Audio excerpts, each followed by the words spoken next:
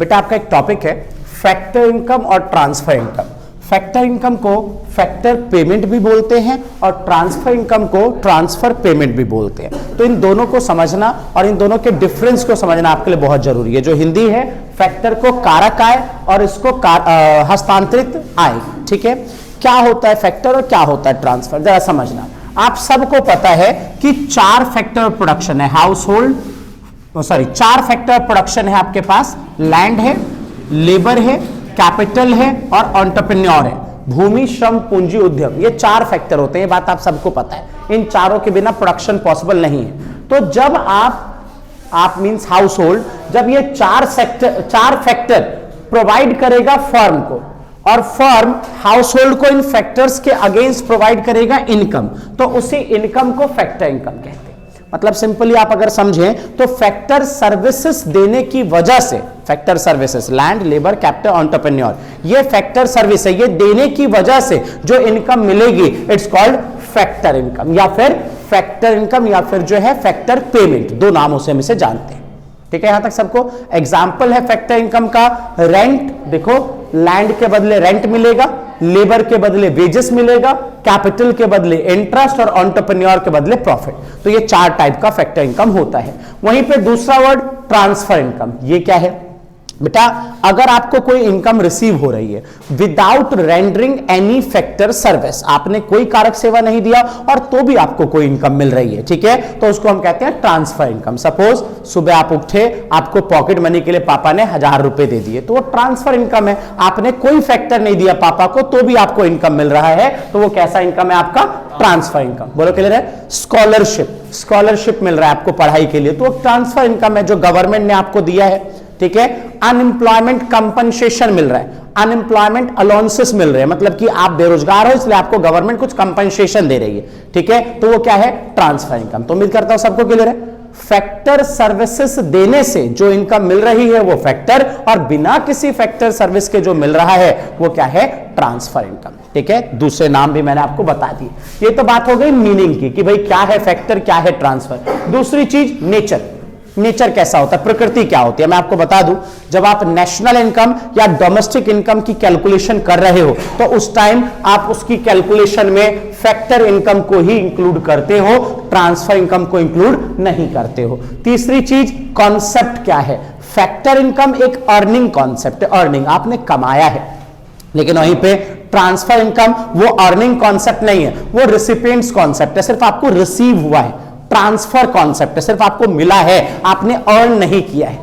Comfortable? और सबसे last कि भाई रिसिपिएंट्स कौन होगा, किसको मिलेगा? तो फैक्टर इनकम किसको मिलेगा? जो फैक्टर सर्विसेज देगा, हाउस होल्ड को या फर्म को, है ना, जो भी फैक्टर सर्विस प्रोवाइड करेगा। और ट्रांसफर इनकम किसको मिलेगा? किसी को भी मिल सकता है, हाउस होल्ड को भी मिल सकता है, गवर्नमेंट को भी रिसीव हो सकता है ट्रांसफर इनकम, फर्म को भी रिसीव हो सकता है। मतलब जो फैक्टर सर्विस देगा उसे फैक्टर इनकम मिलेगी और ट्रांसफर इनकम तो किसी को भी रिसीव हो सकती है। बोलो कंफर्टेबल हो सभी लोग? चलो आगे, मैं यहां से आगे है आपके पास फाइनल गुड्स और इंटरमीडिएट गुड्स। आपको जरूर समझना चाहिए कि फाइनल गुड्स क्या है और इंटरमीडिएट गुड्स क्या है, अंतिम वस्तु और मध्यवर्ती वस्तु। मेरा बहुत क्लियर सा कॉन्सेप्ट है। देखो, गुड्स कौन खरीदेगा? या तो कंज्यूमर खरीदेगा या फर्म खरीदेगी। ठीक है, अब अगर कभी भी किसी भी कंज्यूमर ने गुड्स खरीदा है, उपभोक्ता ने, कंजम्पशन पर्पस के लिए, तो मैं ये कहता हूं वो हमेशा फाइनल गुड्स होता है। कंज्यूमर अगर कोई गुड्स खरीद रहा है तो वो फिर क्या है? फाइनल गुड्स है। कंज्यूमर से मेरा मीनिंग है हाउस होल्ड। अगर कभी भी कोई भी गुड्स हाउस होल्ड खरीद रहा है तो वो गुड्स क्या है? आपका फाइनल गुड्स है, और उसका नाम है फाइनल कंज्यूमर गुड्स, अंतिम उपभोक्ता वस्तु। लेकिन अगर किसी भी गुड्स या सर्विस को किसी फर्म ने खरीदा है, फर्म ने, प्रोड्यूसर ने, जो उत्पादन का काम करेगा, अगर उसने किसी गुड्स या सर्विस को खरीदा है तो फिर वो इंटरमीडिएट भी हो सकता है और फाइनल भी हो सकता है। डिपेंड करता है कि उसका यूज क्या है। अगर किसी प्रोड्यूसर ने कोई गुड्स खरीदा और उसको खरीद के वो कंटिन्यूअस कई साल तक प्रोडक्शन प्रोसेस में यूज कर रहा है तो वो फाइनल प्रोड्यूसर गुड्स या कैपिटल गुड्स कहलाता है। ठीक है, और वहीं पे दूसरी तरफ अगर आप चले जाओ, किसी प्रोड्यूसर ने गुड्स खरीदा और वो उसके यूज से क्या करने वाला है? उसके यूज से वो विद इन सेम ईयर, उसी साल प्रोड्यूस करके और आगे क्या करने वाला है? उसको रीसेल करने वाला है। सेम ईयर प्रोड्यूस करके रीसेल करने वाला है, तो वो है इंटरमीडिएट गुड्स। देखो क्लियर कर लो, गुड्स या सर्विस जिसको खरीद रहा है हाउस होल्ड तो 100% फाइनल है, हटाओ निकालो फाइनल है, ठीक है। और अगर खरीद रहा है प्रोड्यूसर तो उससे पूछो कि वो क्या करेगा। अगर विद इन सेम ईयर वो उसको रीसेल कर देगा, ठीक है, उसी साल वो बेच देगा या प्रोड्यूस करके बेच देगा तो इंटरमीडिएट, और कई सालों तक प्रोडक्शन प्रोसेस में यूज करने वाला है तो फाइनल, ठीक है। एक चीज और क्लियर कर लो, किसी भी गुड्स को आप देख के इंटरमीडिएट या फाइनल नहीं बोल सकते। गुड्स इंटरमीडिएट है या फाइनल है वो डिपेंड करता है उसके फाइनल यूजर पे, ठीक है। जिन चेयर्स पे तुम बैठे हो, अगर वो मैं ले आया सेंटर के लिए, ट्यूशन के लिए लेके आ गया, ठीक है, तो वो क्या है, वो फाइनल गुड्स है। देखो मैं प्रोड्यूसर हूं और प्रोड्यूसर जो गुड्स लाया है वो क्यों लाया है, कई सालों तक इसका यूज करने के लिए मैं लाया हूं, तो ये चेयर क्या हो जाएगा, final goods, final producer goods, ठीक है। अच्छा, यही चेयर अगर तुम लोग ले जाते हो अपने घर के लिए खरीद के, ठीक है, तो भी ये फाइनल है और नाम क्या होगा इसका इस बार, फाइनल कंज्यूमर गुड्स। लेकिन अगर यही चेयर जो चेयर डीलर है, जो फर्नीचर वाला है, वो खरीद के ले गया, तो वो क्यों ले गया, बेचने के लिए ले गया, तो फिर ये क्या बन जाएगा, इंटरमीडिएट गुड्स। ये बात क्लियर है सबको। और एक एग्जांपल देता हूं, ये मार्कर मैं खरीद के लाया, मैं प्रोड्यूसर हूं, लेकिन चेक करो क्या ये कई साल तक चलने वाले हैं, विद इन सेम ईयर मैं इससे सर्विस प्रोवाइड कर रहा हूं तुम्हें, इसकी हेल्प से तो सर्विस दे रहा हूं, विद इन सेम ईयर, एक साल ज्यादा तो नहीं चलने वाला नहीं है, तो ये क्या है, इंटरमीडिएट गुड्स, ठीक है, मध्यवर्ती वस्तु। लेकिन यही मार्कर अगर तुम ले गए अपने घर तो तुम कंज्यूम करने वाले हो, कंज्यूमर हो तुम, इसका कंजम्पशन करने वाले हो तुम, तो ये क्या बन जाएगा, फाइनल कंज्यूमर गुड्स, ठीक है। प्रोड्यूसर के लिए क्या बन गया, ये इंटरमीडिएट गुड्स। कंफर्टेबल है सबको भाई। और एक और एग्जांपल देता हूं, सपोज मैं तुम्हें पढ़ाने के लिए आ रहा हूं और मैंने अपनी स्कूटी में पेट्रोल डलवाया, तो वो इंटरमीडिएट गुड्स। अगर तुम्हें पढ़ाने के लिए आ रहा हूं और स्कूटी में पेट्रोल डलवा रहा हूं तो वो इंटरमीडिएट गुड्स है, क्योंकि मैं प्रोड्यूसर हूं और जो गुड्स या सर्विस मैं ले रहा हूं, जब पढ़ाने आ रहा हूं तो उस टाइम मैं क्या हूं, प्रोड्यूसर हूं ना, और जो गुड्स या सर्विस ले रहा हूं उसका यूज कब तक होने वाला है, विद इन 1 ईयर, तो इंटरमीडिएट गुड्स। लेकिन मान लो मैं अपनी फैमिली के साथ कहीं जा रहा हूं और अब मैंने अपनी गाड़ी में पेट्रोल डलवाया, ठीक है, तो वो फाइनल कंज्यूमर गुड्स है, पक्का। ट्यूशन सेंटर का बिल का पेमेंट कर रहा हूं मैं, ट्यूशन का बिल का पेमेंट, तो देखो विद इन 1 ईयर ही वो सर्विस यूज होने वाली है, तो वो क्या है, इंटरमीडिएट गुड्स। लेकिन तुम अपने घर के बिल का पेमेंट कर रहे हो तो वो क्या है, फाइनल गुड्स है, सर्विस है। बोलो क्लियर है सबको।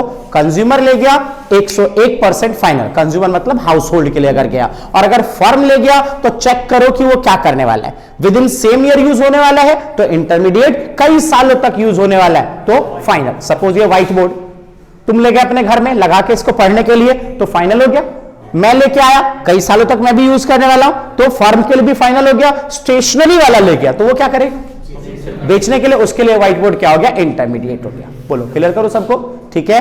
देखो जी, सबसे पहली चीज मीनिंग, तो फाइनल गुड्स वो गुड्स है जो फाइनल कंजम्पशन के लिए कंज्यूमर ले जा रहा है या इन्वेस्टमेंट पर्पस के लिए प्रोड्यूसर ले जा रहा है। नेचर, नेशनल इनकम हो या डोमेस्टिक इनकम हो, दोनों में हम फाइनल गुड्स को लेते हैं, इंटरमीडिएट को नहीं लेते। वैल्यू एडिशन, फाइनल में अब कोई वैल्यू एडिशन नहीं होना है, उसकी वैल्यू बढ़ाकर आगे बेची नहीं जाएगी जो फाइनल है, लेकिन जो इंटरमीडिएट है उसमें भी वैल्यू एडिशन होना बाकी है। और प्रोडक्शन बाउंड्री, जो फाइनल है उसने प्रोडक्शन बाउंड्री को क्रॉस कर लिया है, अब उस पर कोई काम नहीं होना, लेकिन जो इंटरमीडिएट है वो विद इन प्रोडक्शन बाउंड्री है, ठीक है सबको। और एग्जाम्पल तो मैंने कई सारे दिए, एक और दे देता हूं। मिल्क, सुबह सुबह दूध आप अपने घर पे ले गए तो वो क्या बन गया, फाइनल कंज्यूमर गुड्स। लेकिन मिल्क, एक मिल्क शॉप वाला ले गया, डेयरी वाला ले गया, या मान लो टी स्टॉल वाला ले गया तो वो क्या बन गया, इंटरमीडिएट बन गया, ठीक है जी।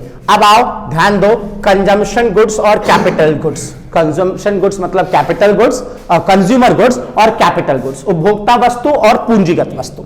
जरा ध्यान देना, पहले तो कंजम्पशन गुड्स किसे कहते हैं, उपभोक्ता वस्तु किसे कहते हैं। बेटा मैं आपको पहले ये क्लियर कर दूं कि ये फाइनल गुड्स के दो टाइप है, जो कंजम्पशन गुड्स और कैपिटल गुड्स देख रहे हो ना आप, ये फाइनल गुड्स के दो टाइप। कोई पूछेगा कि फाइनल गुड्स के कितने टाइप होते हैं तो आप बता दें, consumption goods and capital goods, उपभोक्ता वस्तु और पूंजीगत वस्तु। अब देखो कंजम्पशन गुड्स क्या है या कंज्यूमर गुड्स क्या है, बहुत सीधी सी बात है, वो गुड्स जिसे कंज्यूमर ले गया, और क्यों ले गया, अपनी वांट सेटिस्फाइड करने के लिए ले गया, अपनी इच्छा को पूरा करने के लिए ले गया, तो वो कंज्यूमर गुड्स है। देखो लिखा हुआ है, it refers to those goods which satisfied wants of the consumer directly. वो गुड्स जो कंज्यूमर की वांट्स को क्या करेगा, डायरेक्टली सेटिस्फाइड कर देगा, वो कंज्यूमर गुड्स है। ठीक है सबको। अब ये समझें कि कंज्यूमर गुड्स जो है, जो उपभोक्ता वस्तु है, वो कितने पार्ट्स में क्लासिफाइड है? 4 पार्ट्स में। सबसे पहला durable consumer goods, durable Hindi टिकाऊ, टिकाऊ उपभोक्ता वस्तु, वो कंज्यूमर गुड्स जिसकी वैल्यू बहुत ज्यादा होगी और कंज्यूमर की जरूरतों को वो कई साल तक पूरा करेगा।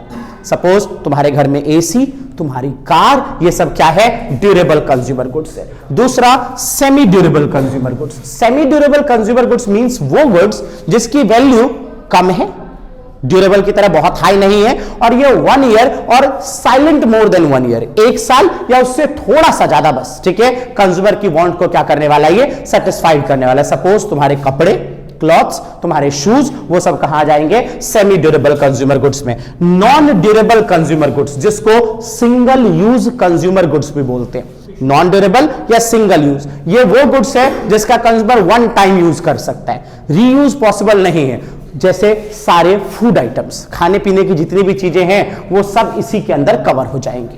कंफर्टेबल, ठीक है, मिल्क हो गया, फूड आइटम जितनी भी चीजें वो सब नॉन ड्यूरेबल या सिंगल यूज में आ जाता है, ठीक है। उसके बाद सर्विसेज, सर्विसेज की तरफ तू हंस मत, मुझे पता है तू क्यों हंस रहा है। सर्विसेज, सर्विसेज की तरफ अगर आप ध्यान देते हो तो सर्विसेज क्या है?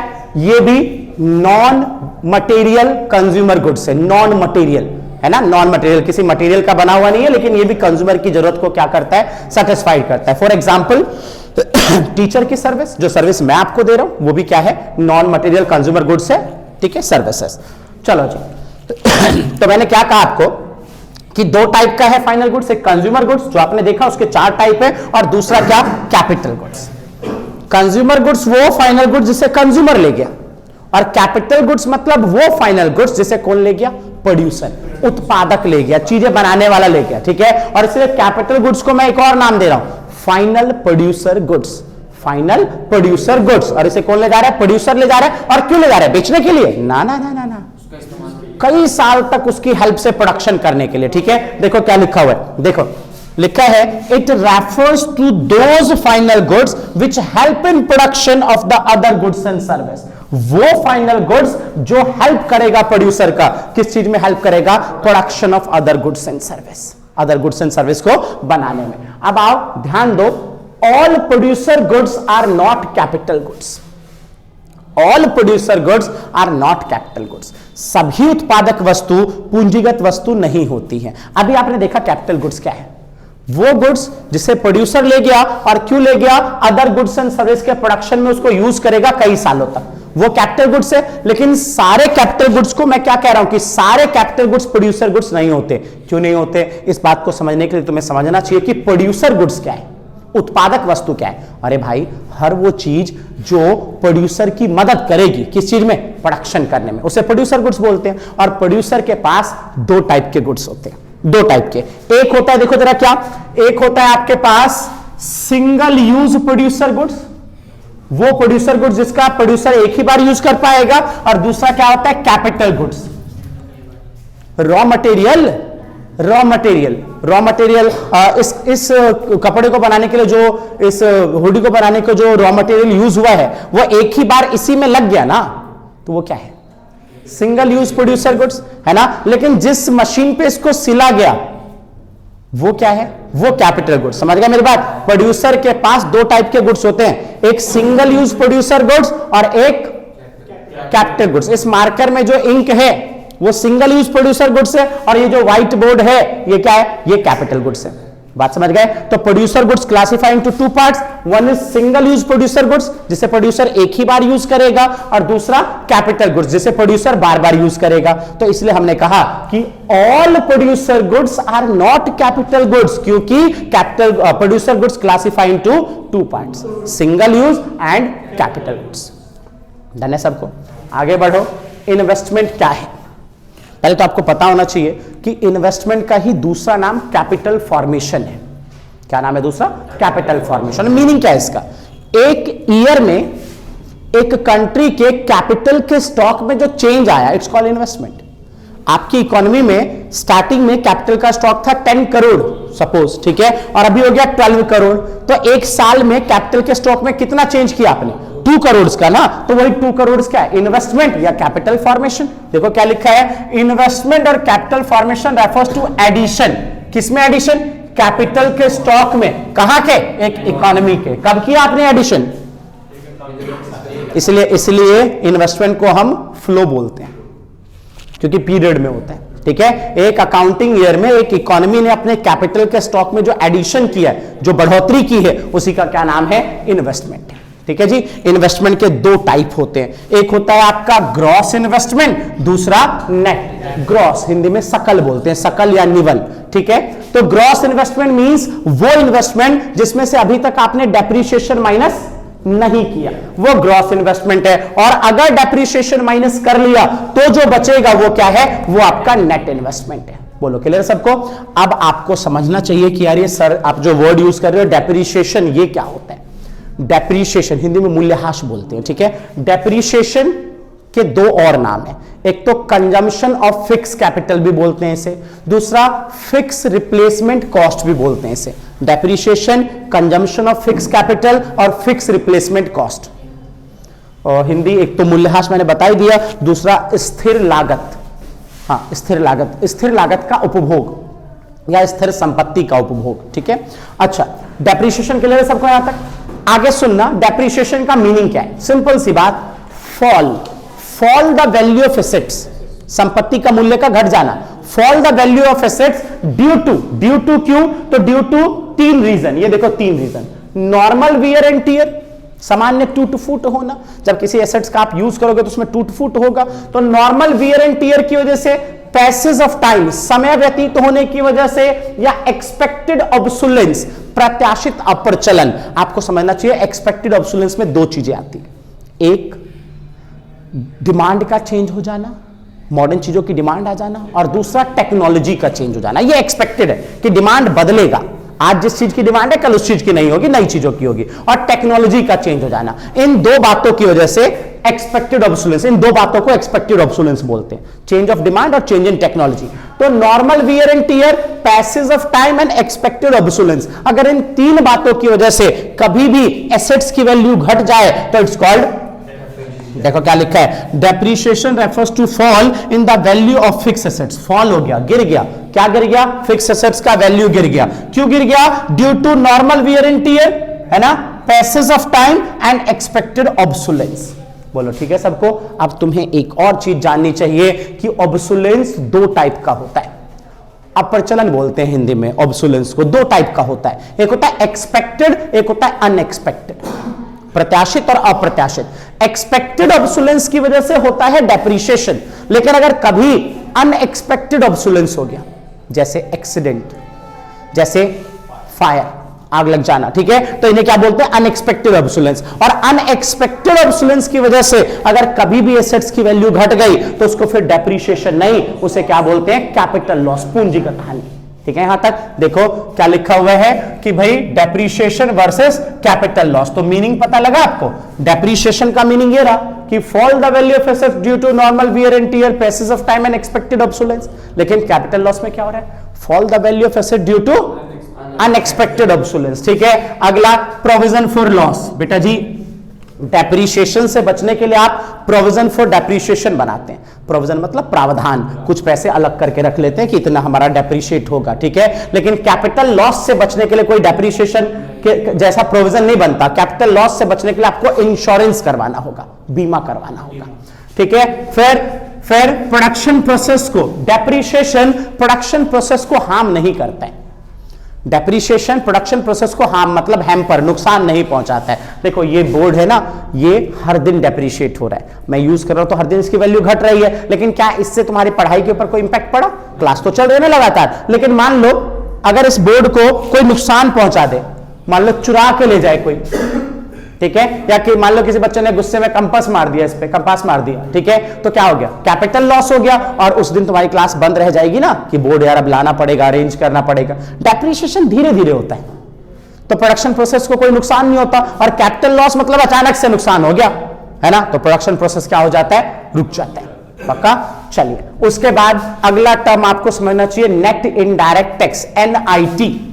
हिंदी शुद्ध अप्रत्यक्ष कर। अगर कोई आपके इसका डेफिनेशन पूछ ले तो आपको डेफिनेशन की जगह पे फॉर्मूला बोल देना है। It refers to difference between indirect tax and subsidies. क्या ये इनडायरेक्ट टैक्स और सब्सिडीज के डिफरेंस को क्या बोलते हैं? Net indirect tax.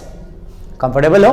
उसके अलावा एनआईटी क्या है तो मैंने बता ही दिया आपको कि डिफरेंस है इनडायरेक्ट टैक्स और सब्सिडी का। फिर आईटी क्या है? इनडायरेक्ट टैक्स क्या है? आप सबको पता है, गुड्स एंड सर्विस के प्रोडक्शन और सेल पे जो टैक्स लगता है, गुड्स या सर्विस के बनाने पे या बेचने पे जो टैक्स लगता है उसको क्या बोलते हैं? Indirect tax. कई सारे एग्जांपल है, जीएसटी, वेट है ना, बहुत सारे एग्जांपल गिवन है। सब्सिडीज क्या है? सब्सिडीज आर्थिक सहायता। Financial assistance by the government is called subsidies. अगर सरकार कभी फाइनेंशियल मदद दे देती है प्रोड्यूसर को तो उसी को क्या बोलते हैं? सब्सिडीज बोलते हैं। और जब आप आईटी में से सब्सिडीज को माइनस करोगे तो जो मिलेगा वो क्या है? आपका एनआईटी है। ठीक है, नेट इनडायरेक्ट टैक्स। क्लियर है सबको? अच्छा, लास्ट एनएफआईए क्या होता है? फुल फॉर्म है net factor income from abroad, विदेशों से प्राप्त शुद्ध कारक आय। It refers to difference between factor income from abroad and factor income to abroad. विदेशों से कारक आय और विदेशों को कारक आय के डिफरेंस को हम किस चीज का नाम देते हैं? एनएफआईए का। देखो बेटा, फैक्टर इनकम फ्रॉम अब्रॉड क्या है? आपके कंट्री में रहने वाले लोग अगर 4 फैक्टर सर्विस है ना, 4 फैक्टर सर्विस अब्रॉड को देते हैं, लैंड, लेबर, कैपिटल, एंटरप्रेन्योर। अगर आपके यहां पे रहने वाले लोग 4 फैक्टर सर्विस किसको देते हैं? अब्रॉड को, और वहां से इनकम लेके आते हैं तो it's called factor income from abroad. और अगर हम 4 फैक्टर बाहर से खरीदते हैं तो हमें पेमेंट करना पड़ेगा, तो वो क्या है? Factor income to abroad. ठीक है, और दोनों के डिफरेंस को आपने क्या बोला? एनएफआईए। एग्जाम का एक बड़ा पॉपुलर क्वेश्चन है 1 मार्क्स का कि क्या कभी एनएफआईए 0 हो सकता है? अरे यार क्यों नहीं हो सकता? कब होगा? जब फीफा और फीटा दोनों बराबर, FIFA factor income from abroad, FITA factor income to abroad, दोनों बराबर, तो एनएफआईए क्या हो जाएगा? 0। और याद रखें, अगर एनएफआईए 0 हो जाता है ना तो नेशनल इनकम और डोमेस्टिक इनकम बराबर हो जाते हैं, क्योंकि नेशनल और डोमेस्टिक में डिफरेंस ही यही है कि आप बस किस चीज का गैप होता है? एनएफआईए का गैप होता है। ठीक है, तो डीपी और एनपी, डोमेस्टिक प्रोडक्ट और नेशनल प्रोडक्ट बराबर हो जाएंगे अगर एनएफआईए क्या हो जाए बेटा जी? एनएफआईए अगर 0 हो जाए। इतना क्लियर सबको? अगर कभी एनएफआईए नेगेटिव हो जाए, नेगेटिव कब होगा? जब फीटा बड़ा होगा। FITA factor income to abroad बड़ा होगा। किससे? फैक्टर इनकम फ्रॉम अब्रॉड से। जब फीटा बड़ा होगा फीफा से, तो इस केस में डोमेस्टिक प्रोडक्ट आपका क्या हो जाएगा? ग्रेटर देन हो जाएगा नेशनल से। समझ गए मेरी बात? और अगर एनएफआईए पॉजिटिव है, एनएफआईए क्या है? अगर मैं यहां लिख देता हूं, अगर एनएफआईए पॉजिटिव है तो इस केस में क्या है आपका? नेशनल प्रोडक्ट बड़ा होगा डोमेस्टिक प्रोडक्ट से। इसके लिए आप रेडी रहें। देखें, एनएफआईए 0 तो नेशनल प्रोडक्ट, डोमेस्टिक प्रोडक्ट दोनों बराबर। एनएफआईए नेगेटिव तो डोमेस्टिक बड़ा, और एनएफआईए पॉजिटिव तो नेशनल बड़ा। एनएफआईए नेगेटिव कब होगा? जब फीटा बड़ा होगा। एनएफआईए पॉजिटिव कब होगा? जब फीफा बड़ा होगा। बोलो क्लियर है? एक क्वेश्चन पे और ध्यान देना, कंपोनेंट्स ऑफ एनएफआईए। एनएफआईए में क्या क्या चीजें कवर होती है, कौन कौन से कंपोनेंट्स होते हैं? पहला होता है नेट कंपनसेशन टू एम्प्लॉइज। हमारे एम्प्लॉइज फॉरेन में काम कर रहे हैं, वहां से इनकम ला रहे हैं, फॉरेन के एम्प्लॉय यहां काम कर रहे हैं, यहां से इनकम ले जा रहे हैं, और उन दोनों के डिफरेंस को हमने क्या बोला? नेट कंपनसेशन टू एम्प्लॉइज, है ना? कर्मचारियों का शुद्ध पारिश्रमिक कितना रहा। दूसरा net income from property and entrepreneurship. भाई हमारी प्रॉपर्टी फॉरेन में है, वहां से हमें इनकम मिल रही है, फॉरेन वालों की प्रॉपर्टी यहां पे भी हो सकती है, उनको यहां से इनकम मिल रही है, और दोनों के डिफरेंस को क्या बोला गया? नेट इनकम फ्रॉम प्रॉपर्टी और एंटरप्रेन्योरशिप। ठीक है, और लास्ट नेट रिटेन अर्निंग। हमारी अर्निंग वहां से हो रही है, शेयर या डिवेंचर से। शेयर या डिवेंचर से जो हमें डिविडेंड मिल रहा है, हमारे यहाँ के लोग वहां पे पैसा इन्वेस्ट करके प्रॉफिट कमा रहे हैं, और वहां के लोग यहाँ पैसा इन्वेस्ट करके प्रॉफिट कमा रहे हैं। उन दोनों के डिफरेंस को क्या बोला गया? Net retain earning. पक्का? अगर कोई कहता है एनएफआईए के कंपोनेंट बताओ तो 3 कंपोनेंट। पहला नेट कंपनसेशन ऑफ एम्प्लॉइज जो यहां के वहां से कमा रहे हैं, वहां के यहां से कमा रहे हैं, दोनों का डिफरेंस। दूसरा net income from property, property से जो आप इनकम कमा रहे हो वहां वाले यहां से और यहां वाले वहां से। और तीसरा नेट रिटेन अर्निंग, कि भाई रिटेन अर्निंग डिविडेंड की फॉर्म में जो इनकम हुई है, फॉरेन वाले जो यहां से ले गए और हमारे वाले जो वहां से लाए, दोनों का डिफरेंस। बोलो क्लियर है? एनएफआईए के 3 कंपोनेंट। ठीक है, एक छोटी सी चीज और सुनना और समझना, ये देखो, कभी भी अगर आपको ग्रॉस से नेट पे जाना हो तो मैंने अभी बताया कि ग्रॉस से नेट पे जाने के लिए क्या करते हैं, डेप्रीशिएशन को माइनस कर देते हैं, और नेट से ग्रॉस पे आने के लिए क्या करते हैं, डेप्रीशिएशन को प्लस कर लेते हैं। Point first. पॉइंट सेकंड, देखो जी, अभी आपने वर्ड सीखा था एनआईटी।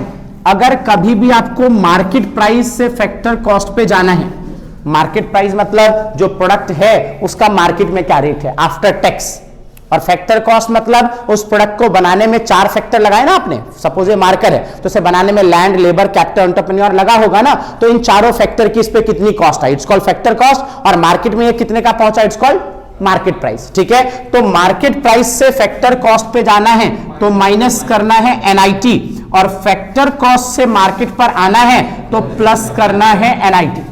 बोलो ठीक हो यहां तक? और लास्ट एक चीज पे और ध्यान देना, एनपी और डीपी, अभी मैंने बताया दोनों में डिफरेंस किसका है, एनएफआईए का। अगर एनपी से डीपी पे जाना है ज्यादातर केसेस में, है ना, तो हमें क्या करना होगा, माइनस करना होगा एनएफआईए, और डीपी से एनपी पे आना है तो क्या करना होगा, प्लस करना होगा एनएफआईए। ये मैं नॉर्मल केस के लिए बोल रहा हूं, जब एनएफआईए पॉजिटिव होता है ना, अगर एनएफआईए नेगेटिव है तो साइन उल्टा हो जाएगा। ठीक है, कंफर्टेबल सबको? ठीक, चलिए इतना ही रखते हैं।